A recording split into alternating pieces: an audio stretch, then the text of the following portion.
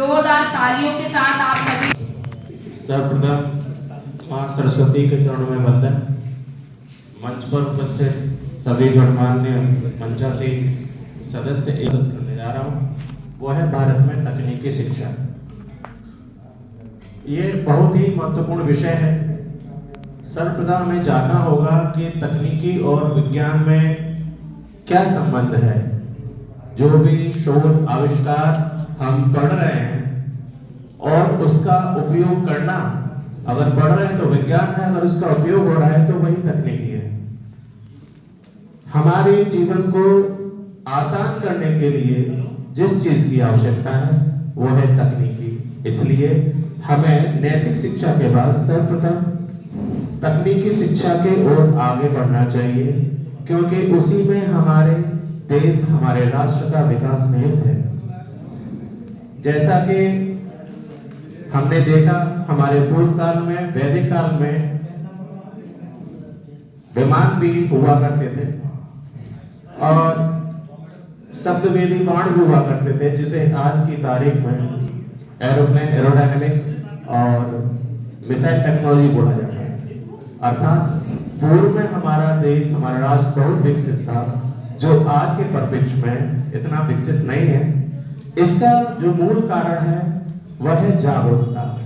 हम लोग शिक्षा के प्रति, तकनीकी शिक्षा के प्रति इतने उदासीन हो गए कि हम गर्त में चले गए। इसका एक उदाहरण लेना चाहें तो वर्ष 1998 में हमारे राष्ट्र की एक बड़ी कंपनी, ऑटो निर्माता कंपनी टाटा, जिन्होंने एक कार का निर्माण आरंभ किया और उसका जब वितरण किया तो औंधे मुंह गिर गए। उसके उत्थान के लिए रतन टाटा जी ने प्रयास किए और बाहर से तकनीकी लेके आए। बाहर से तकनीकी लाने की आवश्यकता क्यों? क्या हमारे यहाँ पे इसका अभाव है? हमारे यहाँ पे अभाव है तो सिर्फ जागरूकता। तो इस विषय से जुड़ी कुछ चुनौतियां हैं, समस्याएं हैं, उस पर मैं थोड़ा सा प्रकाश डालने की कोशिश कर रहा हूँ।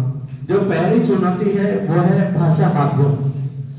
हमारे यहाँ के जो युवा हैं, शिक्षक, ये जो तकनीकी शिक्षा है उससे मुख बोल रहे हैं, जिसका कि मुख्य कारण है भाषा। वहां पे आंग्ल भाषा में इसका प्रचार प्रसार हो रहा है।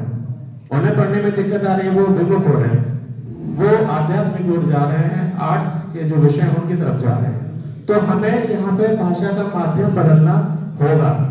मेडिकल एजुकेशन हो या टेक्निकल एजुकेशन, अगर हम भाषा अपनी मातृभाषा में अगर उसका ज्ञान अर्जित करेंगे तो उसको समुचित रूप से सीख सकते हैं और आगे प्रसारित कर सकते हैं, उसका उपयोग कर सकते हैं। जो दूसरा समस्या है वह है जागरूकता का अभाव। हम लोग तकनीकी प्रयोग तो करना चाहते हैं लेकिन उसका आविष्कार नहीं करना चाहते, उसमें योगदान नहीं करना चाहते, जिस वजह से तकनीकी बाहर से हम इंपोर्ट कर रहे हैं, आयात कर रहे हैं। लेकिन आज का समय धीरे धीरे बदल रहा है और हम इसमें निर्यात करने के पक्षधर हैं। जो अगली चुनौती है वो है योग्य शिक्षकों की कमी, अपर्याप्त संसाधन, जिसमें आर्थिक संसाधन भी महत्वपूर्ण है। जैसा कि आपको पता है कि हमारा देश एक विकासशील देश है, जिसमें कि अभी भी अर्थ की कमी है, अर्थ अर्थात आर्थिक अभाव है, जिसके कारण हम लोग उस ऊंचाई को प्राप्त नहीं कर पाए जिसको हम प्राप्त कर सकते थे। यहाँ का लचीला प्रबंधन, इंफ्रास्ट्रक्चर में भी कमी।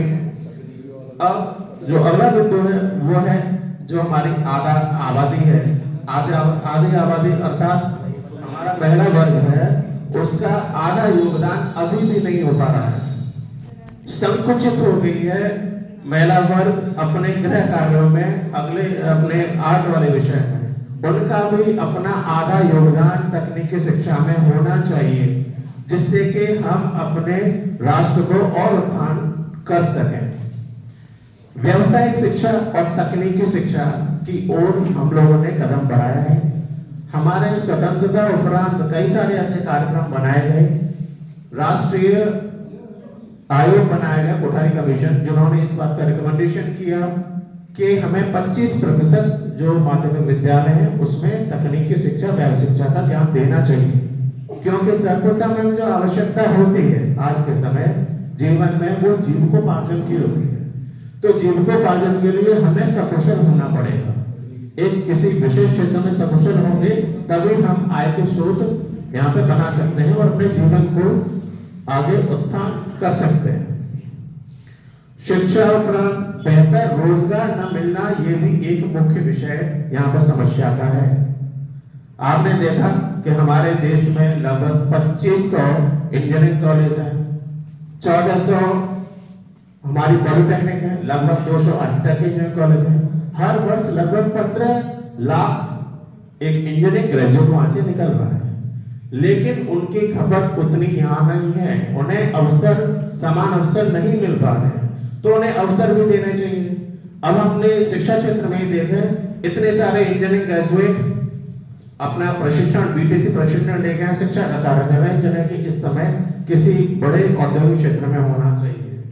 तो हमारा सर्वप्रथम ये प्रयास होना चाहिए कि हम जो भी व्यक्ति यहाँ पे अर्जित कर रहा है तकनीकी शिक्षा, तो उसे उसका रोजगार परक क्षेत्र मिलना चाहिए, जिससे कि हमारे राष्ट्र का औद्योगिक विकास हो। औद्योगिक विकास के साथ ही हम लोग अपने वैश्विक स्तर पर सर्वप्रथम सर्वोच्च स्थान प्राप्त कर सकें। जैसा कि हमने देखा, जापान एक छोटा देश है, जापान के अलावा कई और सारे ऐसे देश हैं, हांगकांग है, छोटा सा देश है, लेकिन वहां पर तकनीकी रूप से वो काफी भरपूर है। उसका मुख्य कारण उन्हें आरंभिक अवस्था से ही तकनीकी ज्ञान देना है। इसलिए मेरा जो समाधान की ओर जो अपना विचार है वो यही है कि नैतिक शिक्षा और सामान्य शिक्षा की समानता रही, हमें तकनीकी शिक्षा पर विशेष ध्यान देना चाहिए। धन्यवाद।